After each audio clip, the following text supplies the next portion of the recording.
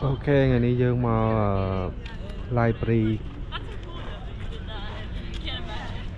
là like kê nè. Yeah. Yeah.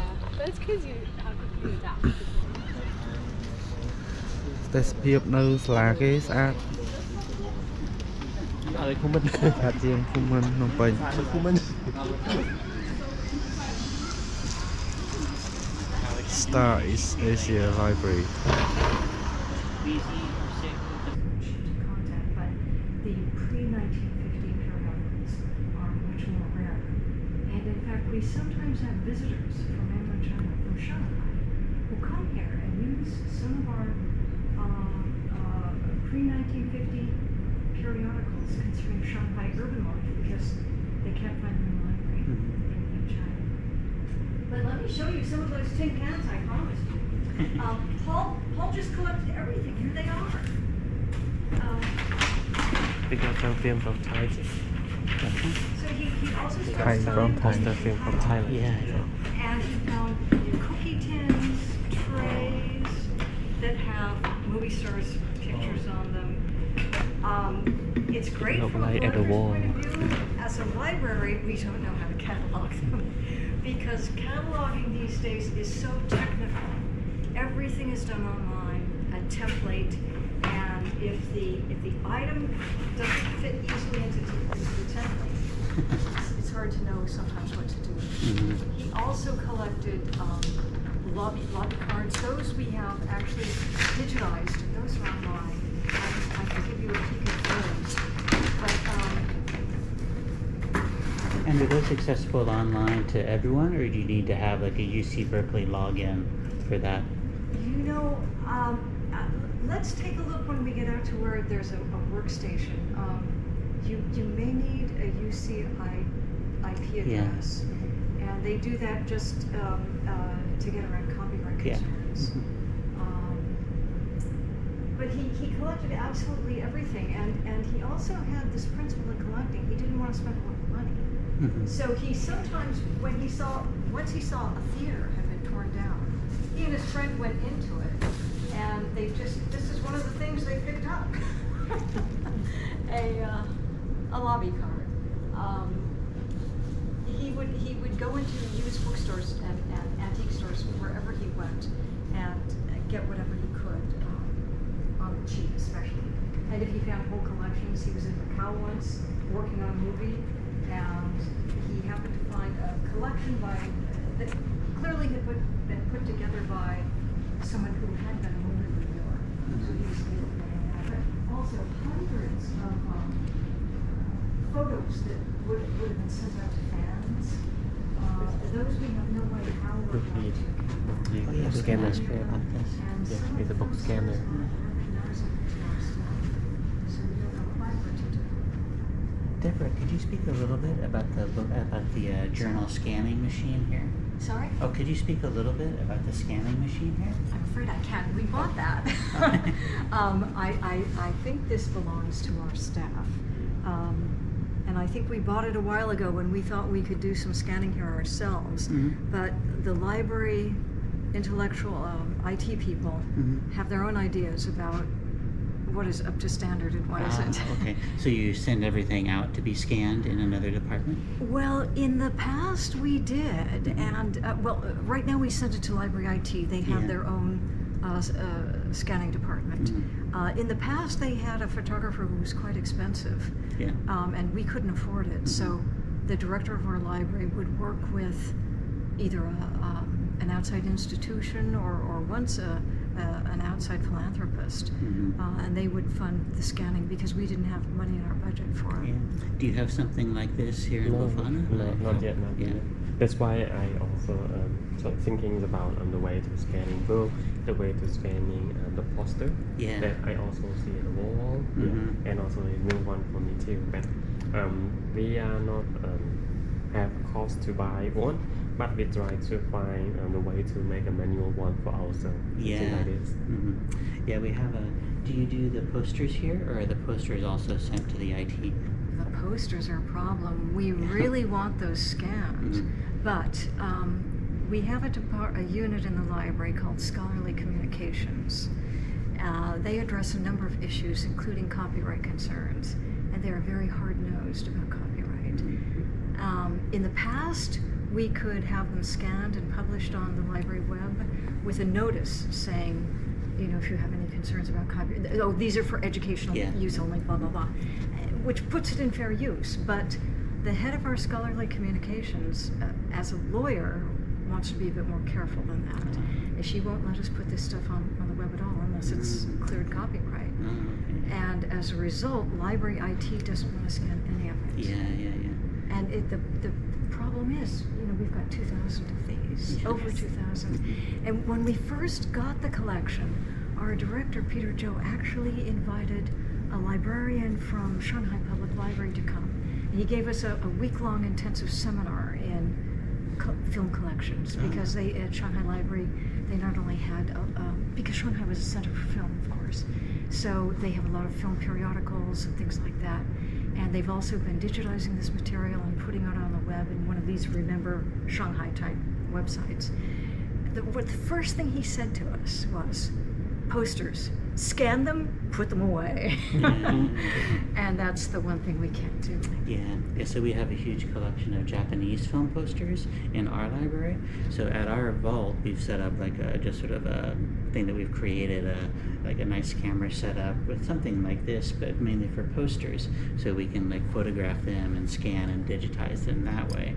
But it's just sort of a high volume. And then for the journals, we don't even have anything like this, so it's a little bit trickier how we do it. We try to maybe scan individual pages, like sort of high use, things that would be the most high value for researchers, to scan those like just on a flatbed kind of piece, trying to put the least amount of wear and tear on the journal, you know.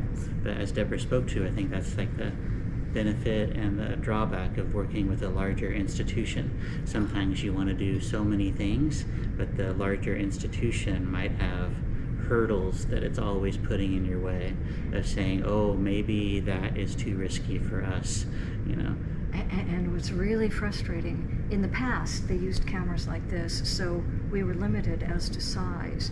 But recently a donor gave them a camera they call the Titan, which is just for big flat things like posters.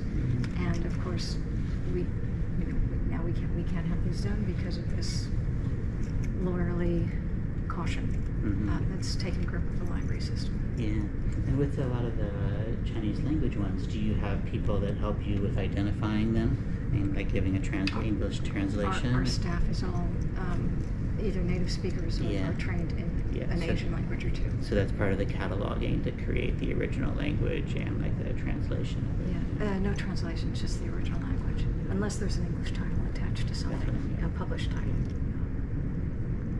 Well, why don't I take you down and show you, there was just such a wealth of material. So the books were cataloged and integrated into the general collection.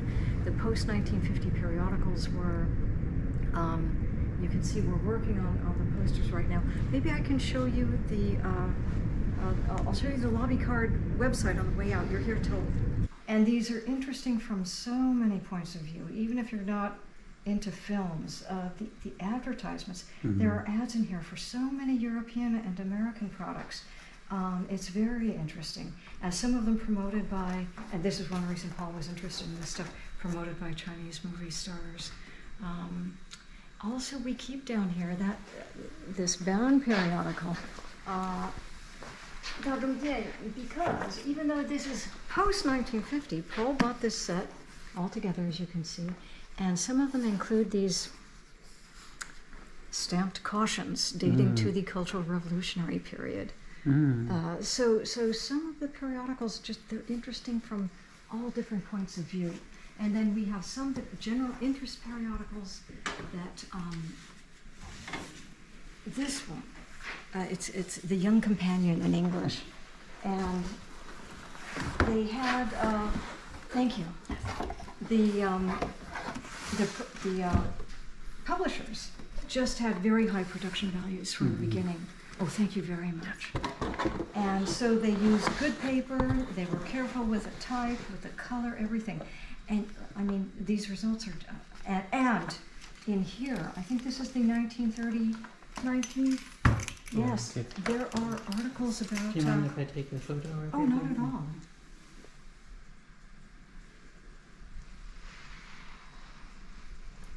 So this was one that they always had a movie star on the cover, almost always, but there was always a film section. But they also had articles on everything from the Berlin Olympics to the rural sticks of China. And as you can see, the photos just are incredible, even after all these years. So it's a collection. The periodicals, I think, really are maybe one of the best parts of my own personal bias, but because they can be used by people interested in so many different topics. I see you have a small collection of Japanese film.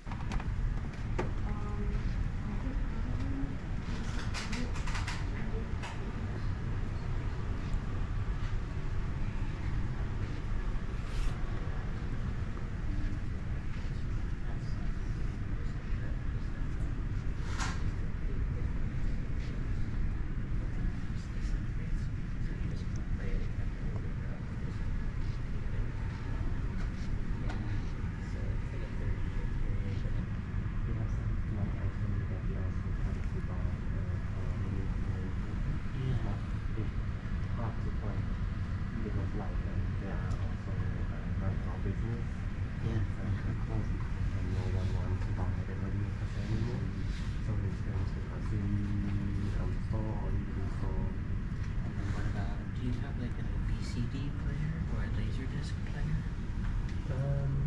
Or DVDs? And I think it's like it's all in there. Maybe one time it's something like this. Yeah, that's what we were doing this summer, where everything like Laserdisc, we will digitize it because we know it's hard to have a Laserdisc player now.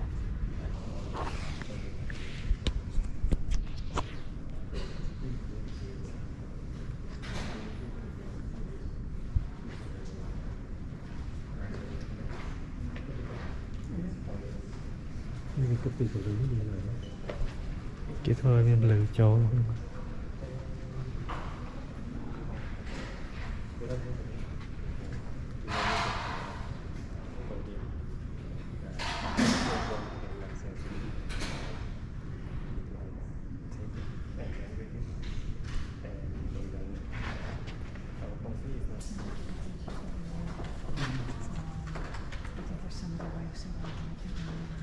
No, it's only the raw material that didn't because they won't work it from the process.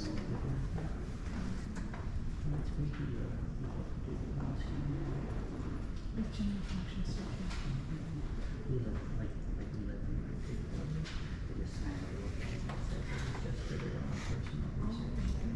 We don't make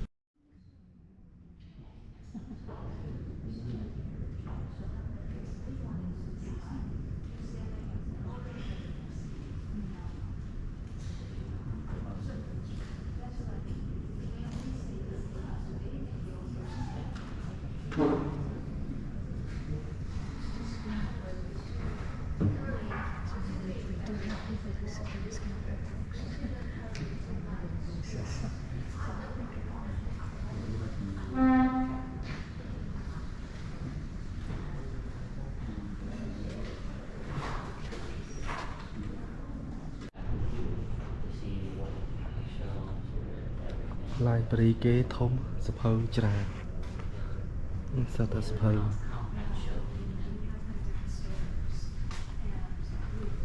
a lot of book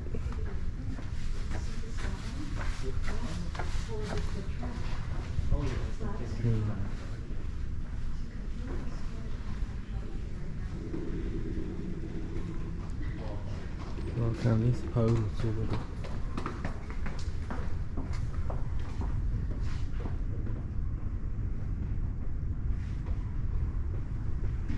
ទៅនេះសភៅមួយជួរទៀត